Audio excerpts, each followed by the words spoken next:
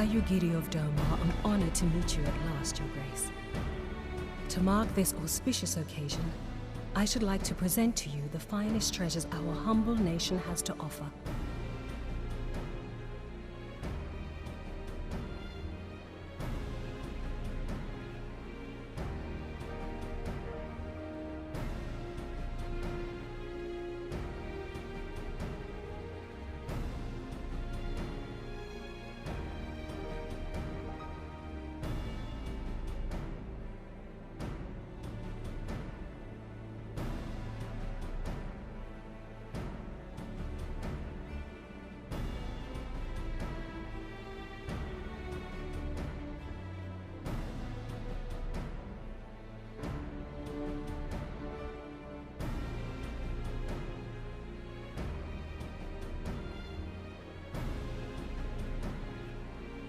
Alas, the circumstances which have brought me here today have divested me of both time and dignity.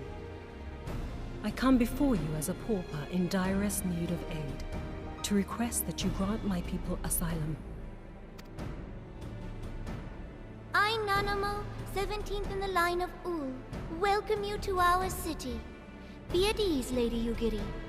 Although I myself have heard the tale of your misfortune, I would ask that you recount it once more for the benefit of the others here present. As you wish, Your Grace. For many years, my nation, Domar, suffered under the yoke of imperial rule, and my people yearned to be free. Thus, when a war of succession broke out in Garlemald, we sought to take advantage of the chaos and reclaim our liberty.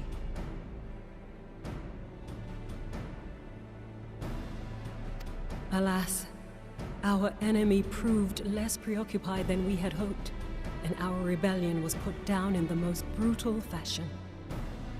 Those who survived, how many do they number? More than 200 souls huddle within the cramped confines of our own galleon's hold.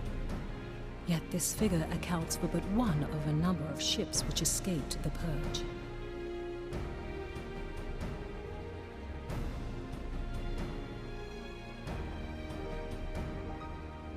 It is my hope that you will allow us all to dwell within your walls.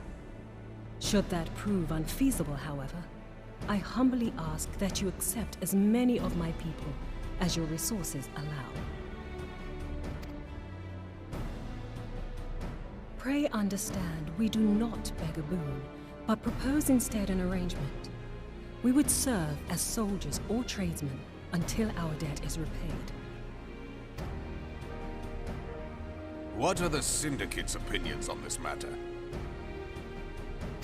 I, for one, think it's a marvelous idea. Lady Yugiri and her people strike me as an industrious lot, and there are parts of the city which have yet to be fully restored. If they are willing to work, I see no reason not to let them.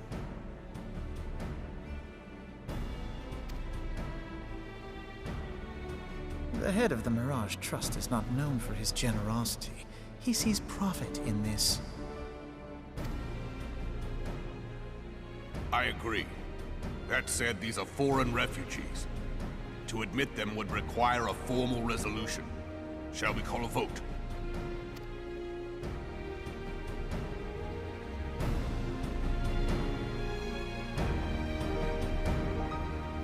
The law is the law.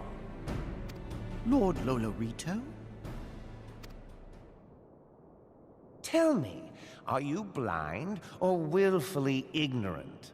Even now, our streets are choked with the displaced victims of the Calamity and Alamigan refugees. They live hand to mouth, subsisting on aid provided by the immortal flames, the cost of which grows ever higher. The wealth of Ul'dah is not without limits, my friends. And need I remind you that these refugees are prone to violence and criminal activity? You have all read the reports, I think. Without homes or employment, it is only a matter of time before men grow desperate and take that which they imagine has been unjustly denied them. Yet, knowing this, you would have us swell their ranks. Mayhap you think the brass blades and the flames are not hard-pressed enough? Some say the chairman of the East Aldenard Trading Company passes Gil thrice daily. This may explain how he came to be the wealthiest man in Uldar. Or it may simply be that he's ruthless beyond reckoning.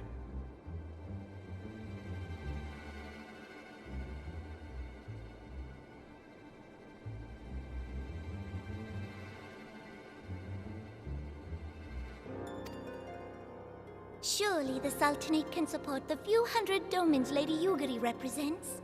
That our resources have been taxed, I do not deny. But we are hardly in danger of financial collapse.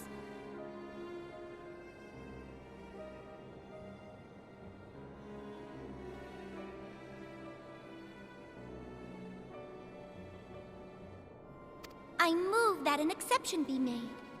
An exception, Your Grace? I am suddenly reminded of a similar debate some years ago regarding a number of Alamigan refugees, if memory serves. What were your words that day? Yes. The law is the law. And so our visitors remained in Little Alamigo. Mayhap our wise and benevolent Sultana would be so good as to enlighten us as to which other of our laws should not be upheld. Mind your tongue, Lolorito. My lord, I share your concern for the welfare of our great nation, but we must endeavor to take a longer view. You know as well as I that people can be a resource still more precious than Gil. Precious or not, they were never yet so reliable. And unlike those who frequent your establishment, I have no desire to gamble with my future.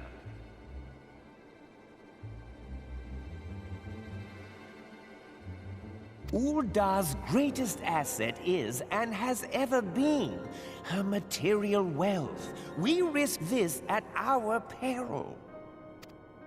One need only look to Teleji Adeleji's example for evidence of the danger in allowing sentiment to dictate policy. How far the vaunted Mirage hath fallen, both in repute and profitability, since he began employing refugees.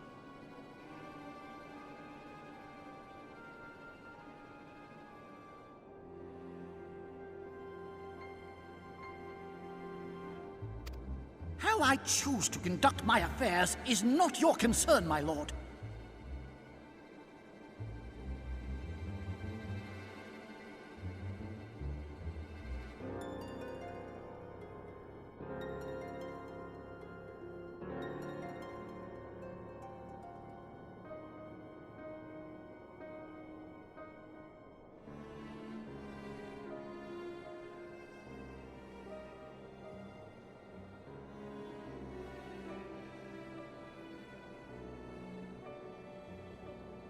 A proposal has been tabled.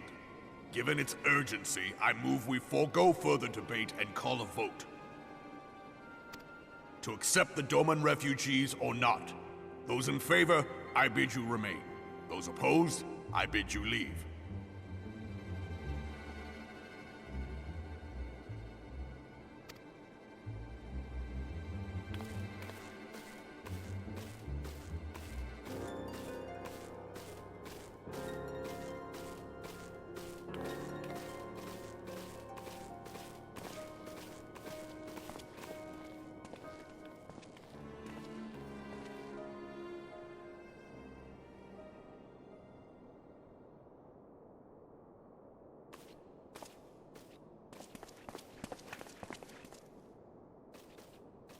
Would that it were within my power to welcome you and your people, Lady Yugiri.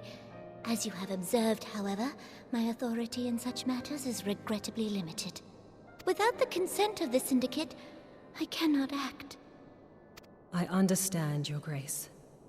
and I appreciate all that you have done on our behalf. The nerve of the man! If that bastard had not forsaken the eastern trade route, little Alamigo would now be thriving. Oh, that you should have traveled so far under such dire circumstances, only to be refused in this manner is utterly unconscionable. Pray, accept my sincerest apologies.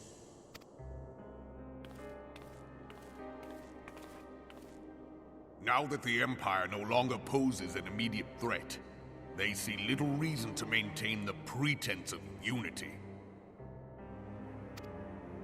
The Monitorists have grown especially defiant of late. Lord Lolorito most of all.